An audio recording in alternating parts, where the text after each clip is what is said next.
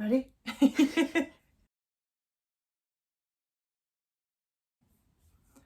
I actually don't. She's gonna be like, yeah, I hate it. No, I love it. Like, it's nice. I think we've got a really good balance. Even when we were in sevens and we were training together every single day and then coming home together, we do have the natural separation when we're in training. It's not like we're constantly together. So I think, yeah, it is probably a lot, and it would be a lot for a lot of couples, but it's all we've ever really known, isn't it? So yeah, and it's like we're in the same job. Yeah, we're doing the same thing, and I think we understand each other. Yeah, we get each other. Yeah, that's the bit. It's the compromise bit, and like when someone's having maybe a not so good day, you just know. Yeah, and like you know what each other need, don't we? Yeah. So yeah, not difficult, but we're not always happy. Yeah. Like we do have difficult times sometimes. Oh yeah, naturally. But yeah, it's more like when you don't do the washing and stuff. You're such... Do you know what? It's when I was like under 12s. Really? Well, yeah, because I was the only girl in this. There were Cardiff school trials. I was the only girl, and I got through, and like I played for Cardiff schools under 12s, and I just that was like one of my biggest, like, oh, this is like professional, you know, we had to go to trials, sign our name down. I remember at the end, like so we played a game, you had 2 or 3 games, 20 minutes long, for example, different positions, and at the end they'd go, right, name these people. You'd go to one side, and then the others, he said, sorry, you didn't make it through. What, like X Factor? Yeah. It was like judges' houses. We were all like that, sitting there like, are we through? Okay. But yeah, no, and then I remember them saying to me, like, we weren't going to pick you, but... Really? Yeah, but you played really well. And I remember that was the first time I didn't have my scrum hat as well. Oh. So I had to wear my hair in a bobble for the first time, and I hated it. You just wear your hair down? Yeah. Hair down, scrum hat on. Oh. What was yours? Mine, I think, would be qualifying for the Olympics. I think, yeah, it speaks for itself, but it was just the process to it was so long and so tough and like mentally draining, wasn't it? And we got there and we were just like, this could go anyway. Like, it was just such a close group of teams, wasn't it? Yeah. That we were playing against. And I think, to be honest, the relief was like incredible. Because we'd spoken about it for like a period of time. Long, and then it happened. So everyone was just kind of like, I can't believe that's just happened. Yeah, it took us so long, didn't it, to actually process it. Yeah. But yeah, no, I think that would be my one. I don't know. We didn't have a lot of time, did we? No. We had a lot of time in lockdown. I think that's when they were at the height of... Yeah.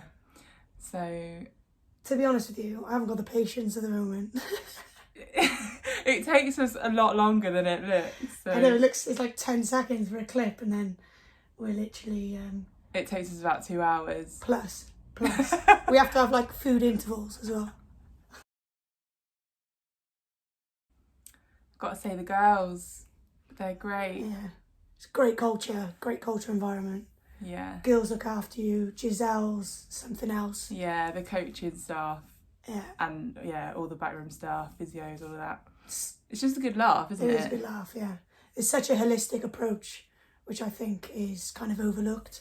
But no, I think, yeah, spot on. Culture-wise, pretty good, isn't it? Yeah. Technically me. Technically. If we're looking like a small detail, probably me. What, like 0 to 5? Because she does about 20 steps in 5 metres. Alright. No, to be fair, you probably actually do have better acceleration. Yeah, but, very true. Top like end speed. Yeah, your 0 to 10 is probably quicker than mine, but who needs to run 10 metres? What, in rugby? It's not a 100-metre race all the time. It is when you're on the wing. Biggest one for me is routine, I think. Doing the same sort of stuff on game day. Listen to music, kind of keep it as chilled as possible, eat breakfast early. Do as much as you can, and then trust that you've done enough enough for the game, and kind of like give yourself a bit of self-talk, knowing you're feeling good and ready for the game, and actually you're good enough to play. I think sometimes that's the biggest one, is when you're like, I'm not ready. But the self-talk and the self-love, I think that's the big one. Yeah. And yeah, I think the prep comes a lot earlier than just on game day. So just knowing, again, like what you said, knowing that you've done everything you can to put yourself in the best place for the game, I think that really helps mentally. I'm normally pretty chilled on game day. I don't like jumping around and stuff, whereas Why are you lying? What do you mean? You're like this?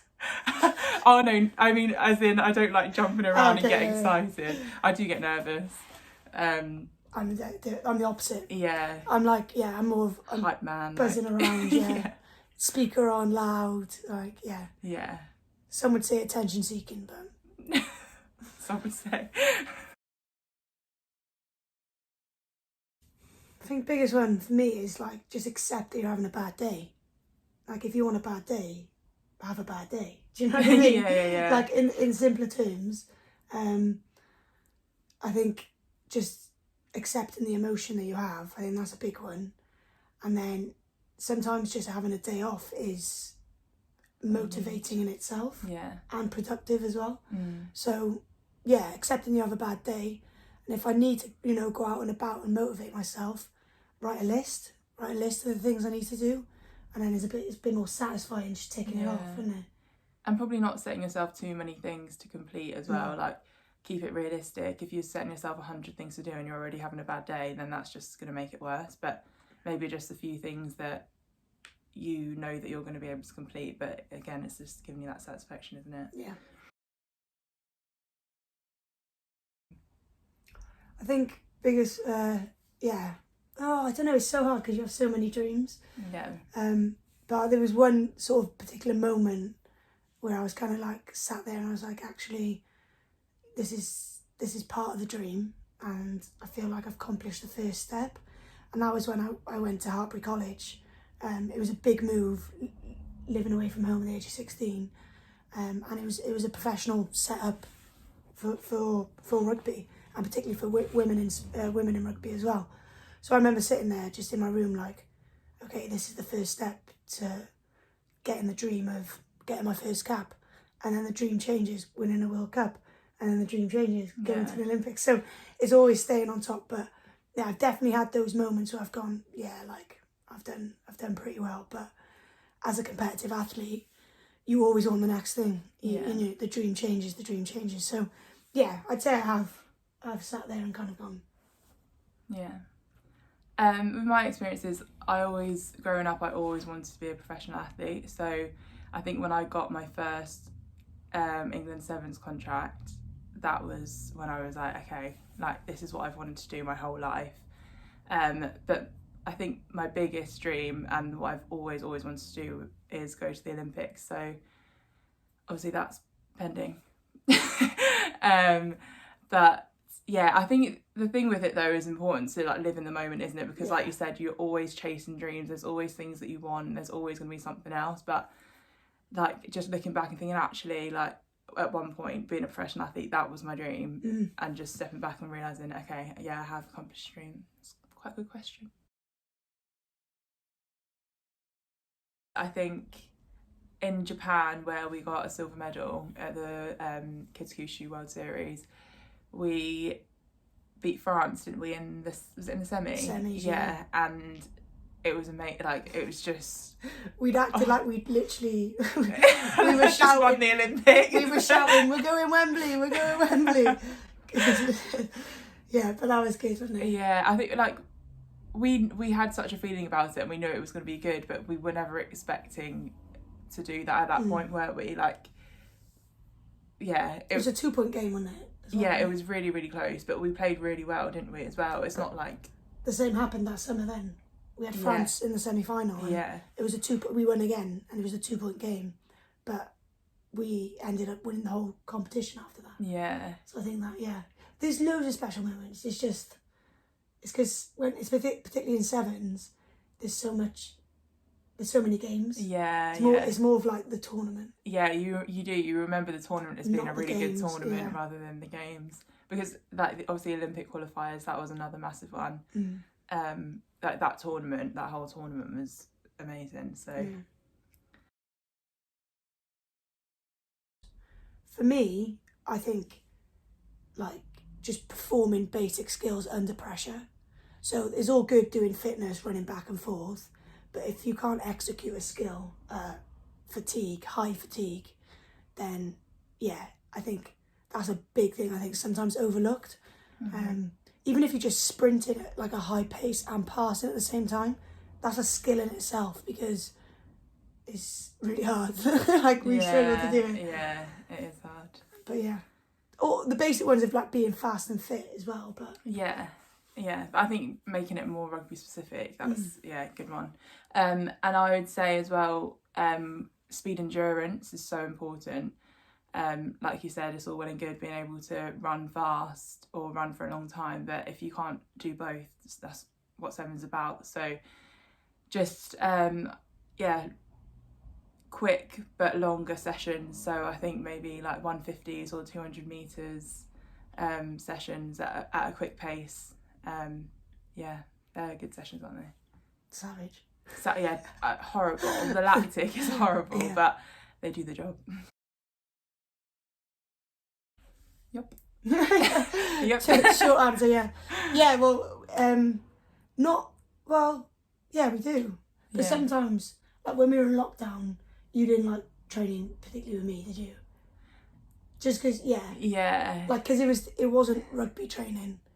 It was more like fitness training. And C just like doing it like on her own, getting it done. Yeah, I just like I don't enjoy running particularly, so like running with someone isn't something that I enjoy. So I was just like, I'm gonna go on a run on my own. But in terms of rugby, we do, don't we? We do like obviously we're at WASPS together and we were in sevens together, so yeah, majority of things we do together. Yeah, we don't room together, do we? No. I think, biggest one for us is just keeping it professional. Like we don't, our girls wouldn't say anything, but it's just like, we're not there. We're not there we're not on holiday. Yeah. We're there to, bond with teammates. We're lucky enough, like we bond, regularly because we see each other. Yeah. But when you're away, that's one of the biggest times that you actually create friendships and you build the culture a little bit more. So it's important for us to keep that in mind.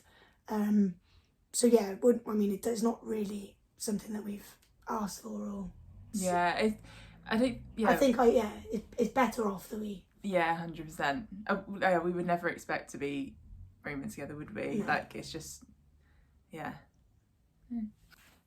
Thanks for watching, guys. Hopefully you enjoyed that and we've answered your questions, and hopefully we'll see you soon. No? Yeah. Okay, question 8. What's the best rugby game you've played together and what made it special? Should we start that again? Yeah. Wait, what? Question 11. During tournaments, do you... What is it? 12.